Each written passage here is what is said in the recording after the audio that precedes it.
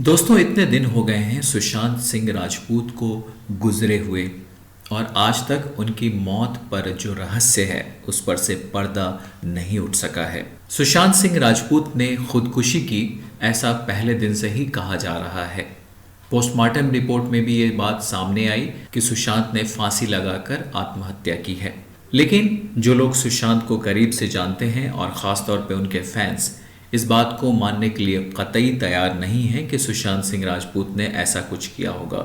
वो आज भी यही मानते हैं कि उनकी हत्या की गई है। लेकिन हत्या क्यों की गई है, इस बारे में तमाम लोग अपने अपने दावे दे रहे हैं। इनमें से कई दावे बहुत ही चौंकाने वाले हैं, तो कई दावों के बारे में ठीक से कुछ कहा नहीं जा सकता है। दूसरे, उनके मौत की सीबीआई इंक्वायरी आज तक क्यों नहीं शुरू हुई है, इस पर भी सवाल उठ रहे हैं। दोस्तों, आपको याद होगा कुछ सालों पहले जब आरुषि हेमराज का डबल मर्डर केस आया था, उस वक्त टीवी चैनल्स पे न्यूज की बाढ़ सी आ गई थी। सभी ये बताने में लगे थे कि कातिल कौन है। सबकी अपनी अपनी थ्योरीज थी। सुशांत सिंह राजपूत केस में जो बातें सामने आई हैं उनमें अभी तक यही कहा गया है कि वो डिप्रेशन में थे क्योंकि उन्हें फिल्में नहीं मिल रही थी।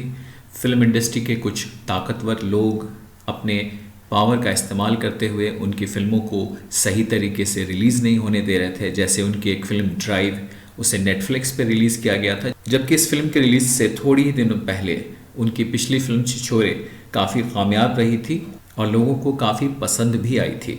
फिर इस फिल्म को थिएटर्स में रिलीज़ क्यों नहीं मिली, ये आज तक समझ से परे है। जिनका कभी भी कुछ सुशांत के साथ पंगा हुआ, उन सारे लोगों को आज सोशल मीडिया पर टारगेट किया जा रहा है। कई सारे पोस्ट और यूट्यूब पे ऐसे वीडियोस भी हैं जिनमें तो बहुत ही खतरनाक बातें इन लोगों के बारे में कही जा रही हैं। मेरा इतना ही कहना है कि बगैर सोचे समझे किसी पे भी इल्ज़ाम लगाना सही नहीं है। ऐसे यूट्यूबर्स पे मानहानि का मुकदमा हो सकता है, डिफेमेशन का केस हो सकता है, क्योंकि वो बगैर सोचे समझे कुछ भी बोले जा रहे हैं।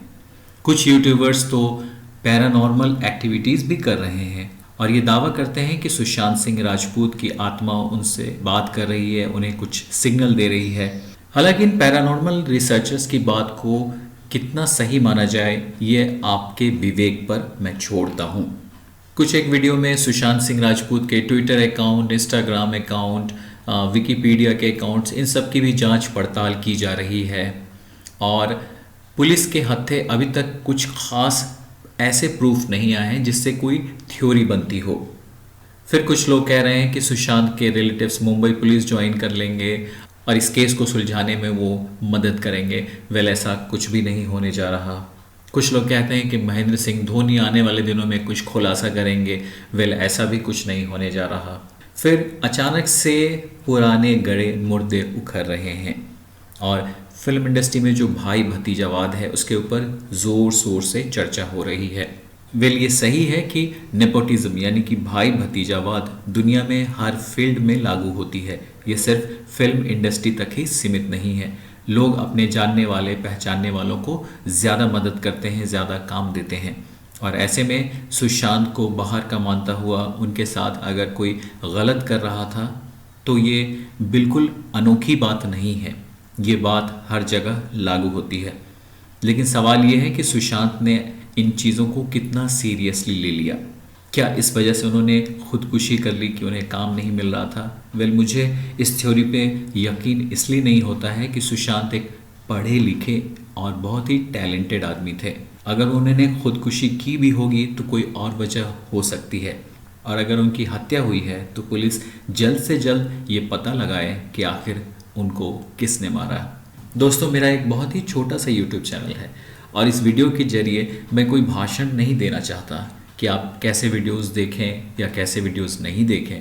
लेकिन सुशांत सिंह राजपूत के मामले में इस पूरी खबर को बहुत ही सेंसेशनलाइज किया जा रहा है। मतलब इस खबर के साथ बहुत सारी संवेदनाएं, भावनाएं और इसको मसाला लगाकर बेचा जा रहा है।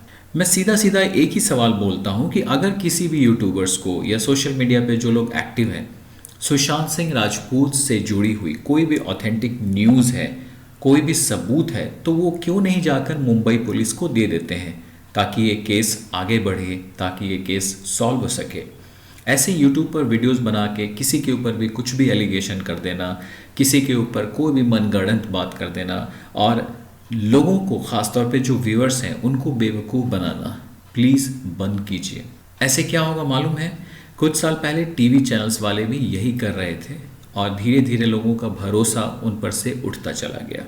यही बात अब यूट्यूबर्स के साथ भी हो जाएगी। सुशांत सिंह राजपूत की मौत से जुड़ी हुई ऐसी ऐसी न्यूज़ लोग लेकर आ रहे हैं जो शायद पुलिस को भी पता नहीं, ऐसे ऐसे रिकॉर्ड्स खंगाल रहे हैं जिसके बारे में आम लोगों को कोई जानकारी नहीं है। ऐसा कर लोगों को भ्रमित किया जा रहा है। मेरी अब सबसे अपील है कि आप ऑथेंटिक सोर्स का ही इस्तेमाल करते हुए सुशांत सिंह राजपूत के बारे में कुछ भी देखें या समझें। अगर आप ऐसे ही सुशांत सिंह राजपूत से जुड़ी हुई खबरें देखते रहे यूट्यूब के वीडियोस पे, तो आप और ज़्यादा भ्रमित हो सकते हैं। इसलिए ऑथेंटिक सोर्स का इस्तेमाल करते हुए सही खबरें देखें। और वैसे यूट्यूबर्स जो बिना मतलब के वीडियोस बना रहे हैं सुशांत सिंह राजपूत के ऊपर में, किसी के ऊपर भी कोई आरोप लगा रहे हैं, उन्हें भी सावधान करना चाहता हूं कि आप ऐसे में किसी के ऊपर भी बेबुनियाद वीडियो बनाकर आप इंडियन पेनल कोड में जो डिफेमेशन का जो सेक्शन है उसके खिलाफ जा रहे हैं और इंडिया का जो आईटी एक्ट है उसके खिलाफ भी जा रहे हैं। तो बेहद सोच समझकर इस बारे में कुछ भी वीडियोस बनाएं और पोस्ट करें। अगर आपकी जानकारी बिल्कुल ऑथेंटिक है तो फिर आप ऐसी वीडियोस बनाएं या लोगों तक पोस्ट करें। मेरे ख्याल से इस मामले पर सवाल उठते ही रहेंगे जब तक मुंबई पुलिस खुद सामने आकर सुशांत सिंह राजपूत से जुड़ी हुई सभी घटनाओं की सिलसिलेवार जानकारी नहीं दे देती है या फिर नेक्स्ट लेवल पे सीबीआई इंक्वायरी नहीं होती है, तब तक लोग ऐसे ही सवाल उठाते रहेंगे। तो दोस्तों, आज के इस वीडियो में बस इतना ही। Thank you.